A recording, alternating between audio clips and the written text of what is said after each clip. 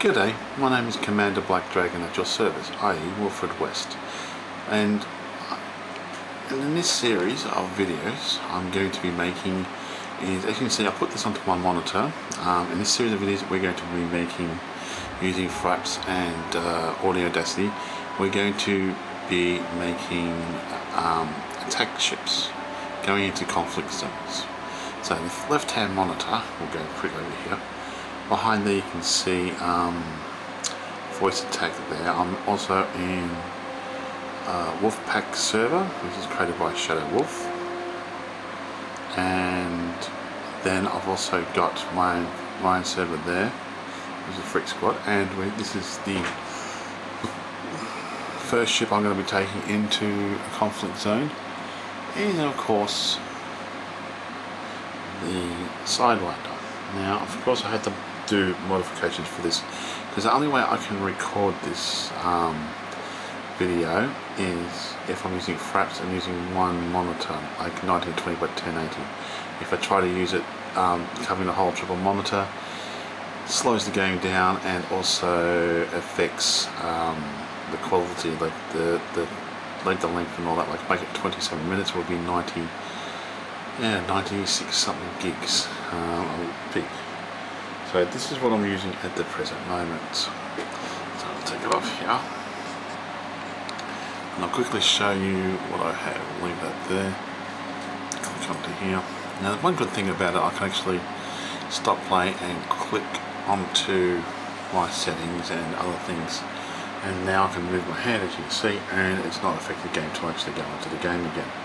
So first of all we're going to go here and you can see what I've got here, where it's saved to. Now that's the hotkey I've hooked up to. Shadow Wolf actually helped me hook up the hotkey on Audacity as well. So basically the hotkey, when I push F10, it's going to activate this and Audacity at the same time. So I have to first of all click Audacity, click onto the, push F10, then click onto the game, and then do it all that way. I'm going to be doing it at 30 frames per second. I split the frame, I split the movie every 4 gigabytes, so it roughly works out to be 2 minutes per 4 gigabytes. This is how I set all this up. Audacity is using my headset, so that makes it a lot easier to use. So that's what I'm using now, Audacity. It's a complex little program, but it was pretty simple when he sat down and talked to me about it and showed me what basically told me what to do and how to do it and stuff like that, how to set it all up and how to work it. So it does work quite well. This is the control, as you can see here. I'm using, as before, the mouse is only functions now is when I basically click out the game, and also when I go into star map or system map. It does make it flying and a little bit more different to normal play, because remember, okay, I would have that whole entire cockpit all the way to here and all the way to there. I'll quickly show you how that would look compared to how the other one is going to look. So if we go into pause and we're going straight to options, we go to graphics.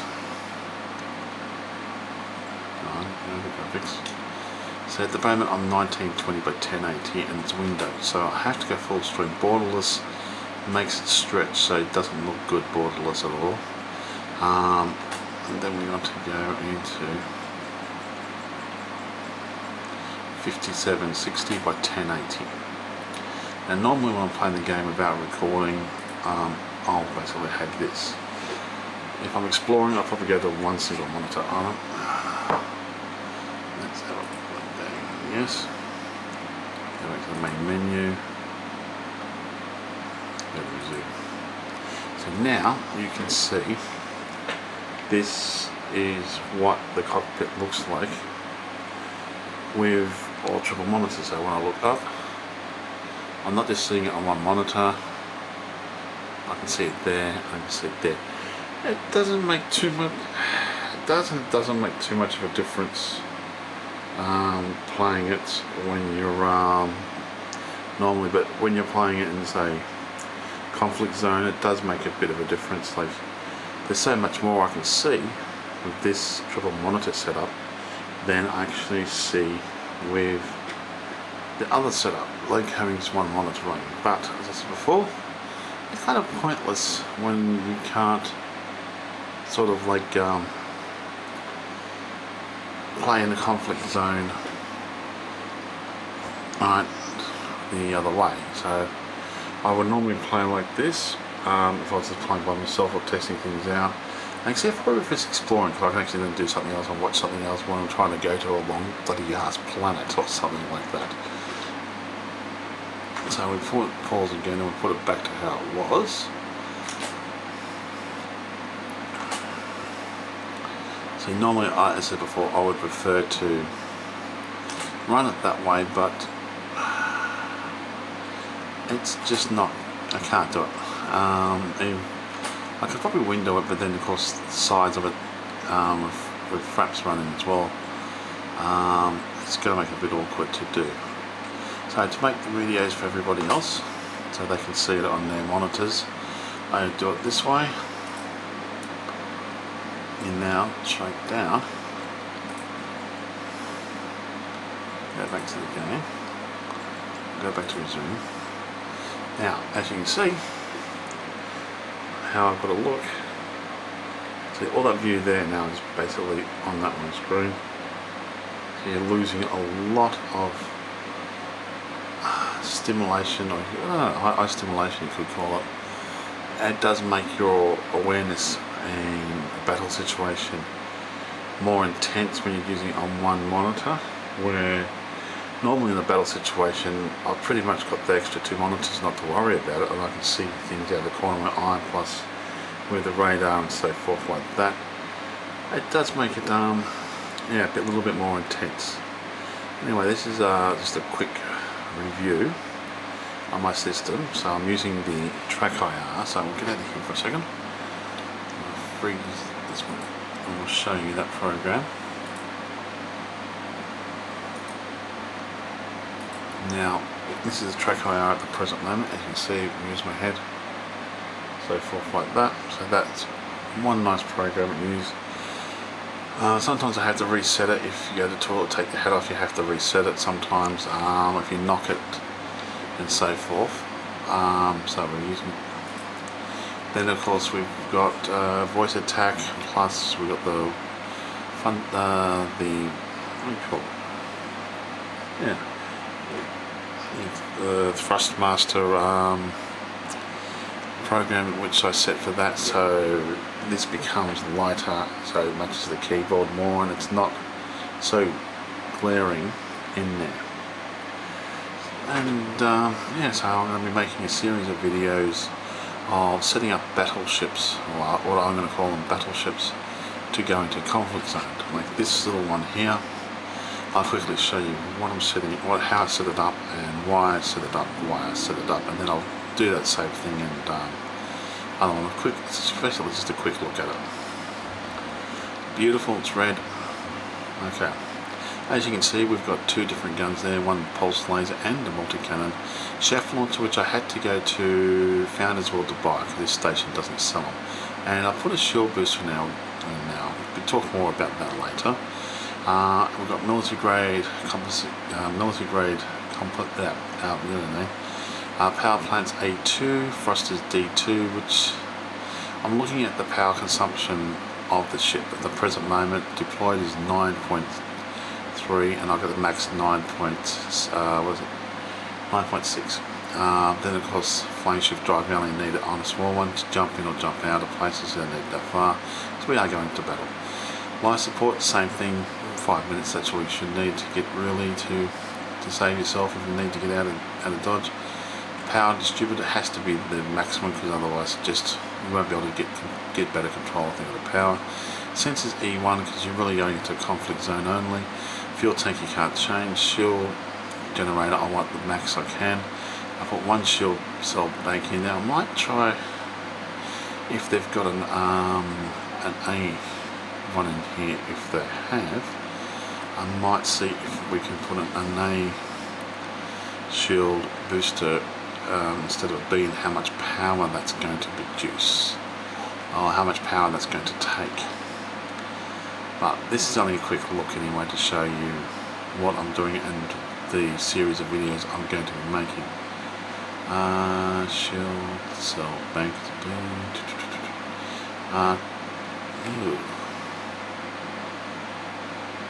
Okay, that's a shield generator. Doesn't look like I can get a shield cell bank. A2. No. Huh. Shield cell bank. This is already fitted. I might have should have gone to the Founders World to do it. Like most of my ships will probably have to go to Founders World to do this. And at the present moment, I'm only dangerous in this setup at the present moment. So you're just using me one simple thing there, and my stats are currently this. I'm 38% through dangerous rank. I'm elite in trading 100%, and surveyor 71%. I'm still post commander, and I'm still viscount. I will start hunting after those as soon as I go. As soon as I achieve the next elite rank. Once the dangerous becomes elite, then my next goal will be hunting after the Empire ranks and the Federation ranks. They have to be a must. Like the modules are pretty much, I'll have to quick look at these before I take off, and I'll be doing a proper in-depth video when I go. I'll have the next video I'll do will be showing all this again, but a little bit more detail if I can, and then going into the conflict zone and seeing how long we actually last. We didn't have a look at the rebuy cost. We'll have a look at all this later. Fire grips are pretty simple. Like the chef and the shield cell, they're actually on they're right here on my Thrustmaster. Basically, we call this accelerators. Oh, basically the other part of the flight stick, really. This one here will activate flight assist on, flight assist off. This button here, if I push it forward, activates, goes in reverse, whatever speed I've got. This one will go into reverse. So when I get interdicted, I'll normally slam that on, slam that to there, right? And then when I'm out of, when it pulls me out of which space puts me in normal space, I then adjust this to the setting as I'm targeting it and also getting my weapons out. I then click that button, so it automatically puts flight assist off at the same time I'm then pulling around. So I know then when I turn this back on, I'm reversing at that particular speed. Depends on what ship I'm using. I do that with my Anaconda and I've done that with some other ships, because basically when you come out, you're pretty much stable, and if you can swing around fast enough in any ship, you can take them on head up, and you want that. Now I can use, and also when you pull it back like that, it just goes backwards. Like as you push it normally forward, it goes like that. So then I've got here, I pull this down, or activates the, activates the chef, which I call star, and if I push it forward like that, it will activate the shield cell. If I pull this back, it activates the hyper jump, and push it forward, activate boost. This one here is the same thing as your spacebar. This one here can put the wheels down, sorry, not wheels down, put landing gear down, and also open the cargo hatch. This one is lights. Sorry, oh yeah. Basically it's lights. This one here is the galaxy map, and this one's a star map, but I have to use these now because of how the combination is set up when I'm trying to get in out. It's a bit hard through the lines there. So this rebuy cost for this little ship is 36,950. Now on my controller, now I do have foot pedals, so that makes life a lot easier. The grey button, I don't know if you can see that down here, this little grey button here will fire always my multi-cannons, or what my secondary cannon weapons are. big red button here basically prepares. As soon as I get into hyperspace, as soon as I get into detail or whatever, that button gets pushed straight away, so my weapons come out. I then use this button here, which then targets that enemy. Basically, you can go through friendlies, or you can target the closest enemy with that button. Comes in handy. This button here is more for this, what I'm doing into here, so if I want to bring up different maps, so you can see different things. If I want to chat to somebody, I want to look down here. So that's what that button is for. This button is to control the pips. Let's get try to get out of here. So see if I can just show you. Yeah, it's control the pips, so I can basically put the pips where I want them, and it's pretty much, I can do this in battle as well. So when I'm in battle, I can not worry about taking my eyes off the thing. I can activate that. Now this one here is very interesting because I can, when I'm pushing it forward and back, it activates as like the arrow keys here. But I prefer to, and it also activates like the space bar. But when I push it forward or pull it backwards, it will go through go through the sister. Once I target an enemy, will go through their points. So I can basically target their flame shift drive or whatever. And this one here is target ahead. So it pretty much, I can pretty much touch it. This one here, when I'm using, say like the Discovery Spanner and stuff like that, I push that button and that will click over to that weapon group, and when I'm in hyperspace, and I'll just, so I can use the scanner, like the detail surface scanner and stuff like that. Advanced scanner. The only time I use the arrow keys here is when I'm actually in dock. It's just a little bit easier to use than this, because that is a bit annoying when you're trying to turn it. So it's a bit hard trying to do it, especially in a battle situation, but I can't figure out where I want to put it. I don't want to sacrifice the position for those. It just makes it annoying, and stuff like that. Oh, and also down here, if we can have a look here, this button here, if you can see that one, there's two buttons here. This one here activates, just pushing that activates the landing gear. And if I push it up, down, right or left, they're my thrusters. So when I'm coming into dock, I use those as my thrusters. Now, that's basically pretty much all I can say. And I will be getting into starting this tutorial soon. I'll put this up online, and then I'll start working on that.